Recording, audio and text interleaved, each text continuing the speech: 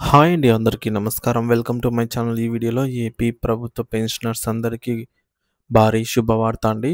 మరి ఆ యొక్క భారీ శుభవార్త తాలూకా పూర్తి వివరాలు వీడియోలో తెలుసుకుందాము. వీడియో అయితే ఎక్కడే కానీ స్కిప్ చేయకుండా ఎండ్ వరకు చూసేయండి. అప్పుడు ఇన్ఫర్మేషన్ పూర్తిగా అర్థమవుతుంది. అలాగే వీడియో చూస్తున్న ప్రతి ఒక్కరు వీడియోకి లైక్ చేయండి ఫ్రెండ్స్. ఈ వీడియోని తోటి ఉద్యోగ పెన్షన్ మిత్రులతో అయితే షేర్ చేయండి. కొత్తగా మన ఛానల్ చూస్తున్నవారు ఇంకా ఎవరైనా సబ్స్క్రైబ్ చేసుకోకుంటే వెంటనే మన ఛానల్ అయితే సబ్స్క్రైబ్ చేసుకోండి. సో, ఇలా సబ్స్క్రైబ్ చేసుకోవడం వల్ల నేను చేసే ప్రతి ఒక్క వీడియో మీ వరకు రీచ్ అవుతుంది. ఇక ఆలస్యం చేయకుండా వివరాల్లోకైతే వెళ్ళిపోదాము. ఫ్రెండ్స్ ఇక విషయానికొచ్చినట్లయితే ప్రపంచాన్నే అతలాకుతలం చేసినటువంటి యొక్క కోవిడ్-19 మహమ్మారి అన్ని వర్గాల ప్రజల జీవితాలపైన తీవ్ర ప్రభావాన్నయితే చూపిందండి.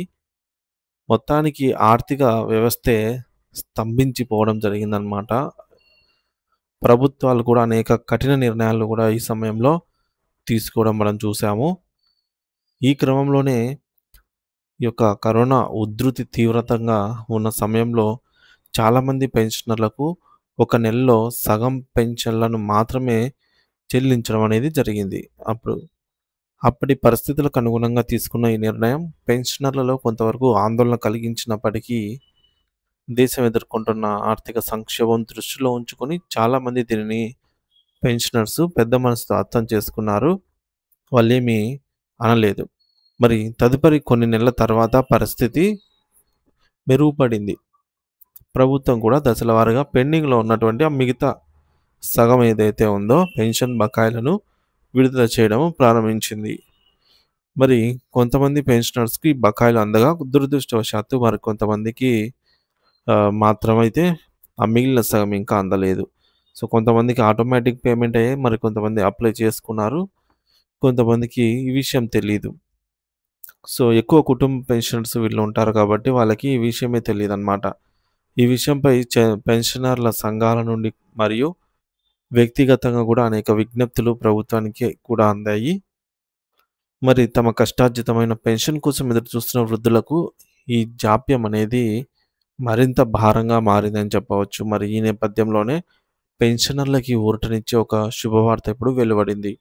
కోవిడ్ సమయంలో ఏవైతే ఇంకా చెల్లించబడని సగం పెన్షన్ బకాయిలు ఇంకా ఇప్పటికీ క్రెడిట్ కాలేదో, జమ కాలేదో, సో వీటిని పొందటానికి ప్రభుత్వం ఒక స్పష్టమైన మార్గాన్ని కూడా ఏర్పరిచిందండి. దీని ప్రకారంగా పెన్షనర్లు తమ సంబంధిత ట్రెజరీ కార్యాలయాలను సంప్రదించి దరఖాస్తు చేసుకోవడం ద్వారా తమ పెండింగ్ బకాయిలను పొందవచ్చు. ఈ మేరకు అధికారిక ఉత్తర్వులు జారీ చేయబడ్డాయి. ఈ నిర్ణయం వందల వేల మంది పెన్షనర్ల ఆర్థికంగా, మానసికంగా ఎంతో ఉపశమనాన్ని కలిగిస్తుంది. తమకు రావాల్సిన సొమ్మును తిరిగి పొందే అవకాశం లభించడం పట్ల వారు సంతోషం వ్యక్తం చేస్తున్నారు.